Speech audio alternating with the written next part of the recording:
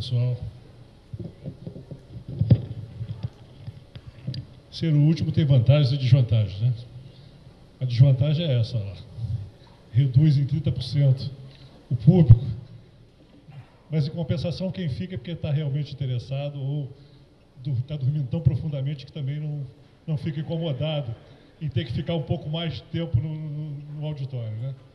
Mas o meu amigo Alberto Padilha, eu vou pedir licença aí para dar umas provocadas antes de entrar na minha apresentação. Ele ultrapassou em 10 minutos o tempo por razões óbvias. A área dele está totalmente atendida, como ele mostrou bem aqui, pela política industrial do Promimp. Ele listou lá 6 itens de vantagens competitivas que a indústria de cascos no Brasil recebe. Desculpe, indústria naval. Recebe aqui em termos de benefícios dentro da política industrial. E o que a gente quer, nós da cadeia de fornecedores, é que esses benefícios sejam estendidos até o nível básico de fornecimento. E por que isso? Eu vou mostrar para vocês que o meu setor está bem, não precisa muito disso, mas o país precisa, porque são 28 estaleiros, né, entre os instalados e os de instalação, e se juntar a BIN e a BIMAC, são 9 mil empresas, mais ou menos, no país. Né? Se somar os empregos diretos gerados pela BIN e pela BIMAC, dá em torno de 500 mil diretos. Né? Então, isso já mostra a importância dessa cadeia de fornecedores. Também uma outra palavra que sempre me chama a atenção é essa coisa da necessidade de ser competitivo, né? E vocês vão ver pelos números que eu vou mostrar aqui que nós somos competitivos. O país não é competitivo. Tem todo um custo Brasil, problemas sérios, toda a ordem, mas da porta da fábrica para dentro a gente se considera competitivo. Né? Outra coisa que me chamou a atenção na apresentação do Alberto Padilha é naquela itemização ali do momento mágico do país, eles próprios reconhecem que a indústria está preparada, está realmente. Né? E também não vou entrar em muito detalhe, porque o Alberto Machado já falou de tudo. Eu vou apresentar a vocês a minha entidade, que representa o setor eletroeletrônico. As associações, você sabe, elas diferem dos sindicatos e federações, porque a participação das associadas é voluntária. Quer dizer, você consegue manter os associados na medida que você preste um serviço que interessa às empresas. Não é compulsório, como no caso dos sindicatos, por exemplo. Ela está espalhada pelo Brasil. Aqui eu sou responsável pelo Rio de Janeiro e nessa responsabilidade me cabe coordenar toda a cadeia de fornecimento do meu setor para a indústria naval e para petróleo e gás. O meu setor, para vocês terem ideia do que ele representa, são mais de 4 mil empresas. O faturamento previsto para esse ano, está nessa ordem aí, significa um crescimento de 8% em relação ao ano passado, enquanto o país cresce na faixa de 3,5%. Aí, né? São empregos, são 183 mil diretos. Agora nós temos um problema sério. Quer dizer, o setor vai bem, mas o país vai mal. Por quê? Olha o nosso déficit na balança comercial do setor, 33,4 bilhões. E por que então a gente está aqui defendendo essa compra nacional? Porque se eu consigo vender aqui, esse faturamento aí, ó, 135 bilhões de reais, esse faturamento do setor, de fornecimento à indústria naval e de petróleo e gás, é mais ou menos 2% só. Porque nós estamos em todas as cadeias produtivas, né? Fornecemos para todos. Para petróleo e gás e indústria naval é difícil, a gente quase não fornece. Se a gente conseguir incrementar isso, a gente consegue melhorar essa balança aqui, porque aí justifica, por exemplo, montar uma fábrica de componentes. Os grandes players internacionais, são 5 ou 6 que dominam a tecnologia de chip, de semicondutores, se instalariam aqui no país, porque justificaria uma atração desse porte. Além de outras questões, é claro. Mas é por essa razão, fundamentalmente, que o meu setor significa isso aí, ó. Fornecimento, são 10 áreas diferentes, vai desde componentes até equipamento de instalação elétrica, domiciliar, todo tipo. São 10 áreas. Mas em relação à indústria de petróleo, gás e naval, são esses 5 sistemas aí. Automação, elétrica, instrumentação e controle, medição fiscal e telecomunicações. O nosso relacionamento com essa área é antigo. Desde o tempo que o Alberto era da Petrobras, a gente já tinha essa relação, quer dizer, mais de 20 anos. E o nosso trabalho fundamental tem sido esse aí. Nós criamos internamente 2 grupos de trabalho virtuais, que eu coordeno, porque quando a gente começou, era tão pouco significativo o número de empresas nossas para isso aí. A gente fez um levantamento, a gente também está no conselho da Unip, eram mais ou menos 12 empresas que tinham como foco principal o setor de petróleo e gás e indústria naval. Hoje são 150, a gente vai chegar a mais de 300. A gente tem uma participação forte no Promimp, nas outras entidades que são ligadas à área de petróleo e gás e indústria naval. E eu botei aqui o Comitê de Consultores da FINEP, que eu integro, isso porque eu vi que eu achei que teria gente também de universidade aqui, e a gente tem um problema sério nessa área. Esse ano sobrou dinheiro aí no edital da FINEP por incompetência na elaboração de projetos. Eu lá, como um dos integrantes do Comitê de Avaliação, a gente examina projeto assinado por doutores, mas lamentavelmente não cumprem uma série de requisitos. Tudo bem, é burocrático, mas é dinheiro público, tem que ser mesmo. Mas a gente tem uma necessidade de criar competência nisso aí. Os projetos, em geral, são muito mal elaborados. A ABIN integra um grupo, dentro desse grupo Promimp, de 4 entidades que trabalham e pensam juntos como é que a gente deve evoluir. É a própria ABIN, a ABIMAC, que o Alberto representa aqui, a Abitan, que não está aqui, e a Firjan, que está aqui representada pelo Raul Sanson, vice-presidente, e pela Karine. E nós construímos essa agenda, e a partir dessa agenda é que nosso trabalho é desenvolvido. Dar visibilidade, dar sustentabilidade, incentivar esse fornecimento doméstico e gerar emprego e renda no país. E a gente considera que, para isso, tem uma curva de aprendizagem que a gente precisa construir para que a gente alcance esse patamar aí de sustentabilidade, a partir dessa maximização do conteúdo local que a gente defende como uma política que deve ser implementada, como, aliás, foi implementada para o setor naval.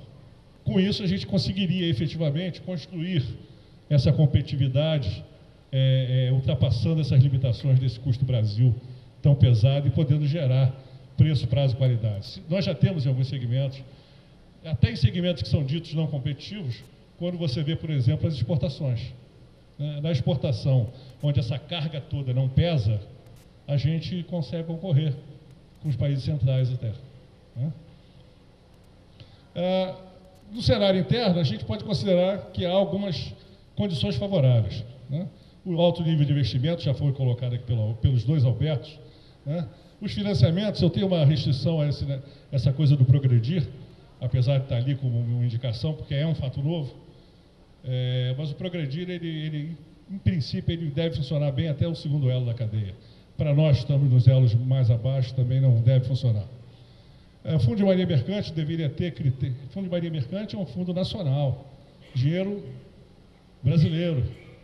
Quando aplicado à construção de navios, devia ter uma exigência de conteúdo nacional mínimo. Tem só um critério de incentivo, coisa meio pequena para a necessidade disso. E aí estão outras condições, a gente tem já um critério de medição para conteúdo nacional, que é a cartilha da Agência Nacional de Petróleo, Gás Natural e Biocombustíveis. Nós temos já isenções para essas grandes contratantes, para a área de integração, de EPCista e tal. E a gente tem no cenário externo essa situação aí, incentivos governamentais do que vem de fora, supply credit do que vem de fora, com dinheiro carimbado para compras. Nós temos as crises no mundo, que leva, de repente, o cancelamento de um cliente local e aquele produto está disponível para ser vendido, então ele pode ser vendido só para diluir custo fixo. E para diluir custo fixo, você pode dar diferença de 20%, 30%. E vem concorrer com a gente aqui. E ainda incentivado pelos nossos regimes fiscais, tipo Repetro, tipo REB, que isentam o produto importado de tributação. E aí a gente fica ouvindo essa palavra aí, competitividade. Indústria brasileira não tem competitividade. É difícil, gente. Competir contra isso é muito difícil. Aí, a ABIN, o setor eletroeletrônico nos países centrais, representa mais ou menos 12% dos PIBs. Aqui no Brasil, está um pouco abaixo de 4%. E a ABIN resolveu contratar um estudo para, em 2020, conseguir chegar a 7% do PIB. Por que isso? Também é importante para o país. A gente está no agronegócio, é preciso exportar 4 toneladas de soja para comprar um chip, com a tecnologia que ele vem inserido. E aí esse estudo mostra o seguinte, ó, esses 7 países aí, vocês veem que tem países centrais, e todos os incentivos que eles usam. Isso aí foi específico para desenvolver a indústria de semicondutores, que tem esse papel fundamental de melhorar aquela nossa balança comercial que eu mostrei lá antes, do setor. Mas mostra que todos os países usam incentivos. Esse mesmo estudo, a gente resolveu fazer também um levantamento das experiências internacionais em políticas públicas de apoio à indústria local. E está aí, ó, a lista. Esses países aí, Estados Unidos, China, Índia, Coreia do Sul, Irlanda e Malásia. Tudo isso aí, ó, eles têm. E nós chegamos para o prurido. Quando começa a se falar muito conteúdo local, não, isso é reserva de mercado. Então vamos ver adiante, ó. Poder de compra e conteúdo local. Alguns exemplos de países que têm leis específicas para isso. E o primeiro está lá. Os Estados Unidos tem desde 1933. Estados Unidos tem o Buy American Act desde 1933 e foi reiterado e renovado agora em 2009. A China tem essa legislação. O Reino Unido, o Alberto trouxe, na semana passada, uma reportagem com o ministro da Energia de lá, dizendo que as empresas inglesas tinham que trabalhar com conteúdo local, sim. O mercado tinha que ter isso. Então, outros aí. E a gente tem, no caso da indústria naval, conforme o Alberto Padilha mostrou aqui, as vantagens competitivas. O que a gente quer é que aquela cadeia que envolve mais de 9 mil empresas também tenha, para que a gente possa gerar emprego e renda aqui. Com isso, a gente ganha isso tudo aí, ó. Fornecimento local permite todas essas vantagens aí. Do fortalecimento da economia nacional, ampliação da arrecadação fiscal, redução de reinvestimento de indivíduos e, fundamentalmente, geração e manutenção de empregos e renda. É preciso, então, eu estou terminando já, eu vou ficar dentro do meu prazo. É preciso, então, na nossa visão, adequar essas diretrizes frente a essa crise econômica mundial, que gera essas deformações de preços ofertados de uma concorrência extremamente desleal. Né? É preciso estar atento às políticas nacionais dos outros países, que criam proteções, que têm câmbios irreais, né? As práticas que a China tem no mercado internacional, que todo mundo conhece. É preciso criar incentivos, estímulos, é preciso adequar financiamentos, adequar a política pública de estímulo para PIDI nas empresas, com todo respeito à universidade. Eu também sou da academia, mas quando estava discutindo com o professor Maitelli, que coordena a rede de automação e instrumentação, que era a rede Norte-Nordeste, e a gente queria ampliar para a rede nacional, porque toda a nossa parte empresarial em automação e instrumentação está no Paraná e no Rio Grande do Sul, e só podia ter recurso lá para o Norte e Nordeste. E ele me disse nessa reunião assim, não, mas Paulo, a gente tem centenas de projetos. Eu falei, eu sei disso, nesses anos todos. Agora me diz um que tenha virado inovação tecnológica na produção industrial.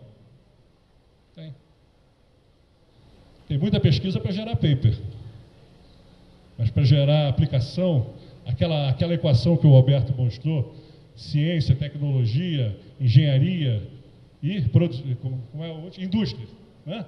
Gerando riqueza, gerando emprego e renda, essa equação não está fechada ainda. Então a gente precisa de recursos para as empresas.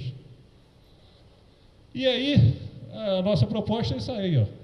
Realmente uma política pública de conteúdo local, mas que pegue toda a cadeia de fornecedores. E para isso a gente precisa de um órgão coordenador, um órgão com poder decisório. Hoje você quer falar de conteúdo local, você tem que falar com o Ministério de Minas e Energia, com o Ministério da Indústria e Comércio, com a ANP, enfim, com mais não sei quantos atores envolvidos aí, com o BNDES, né? Não posso esquecer o BNDES, né, Ricardo?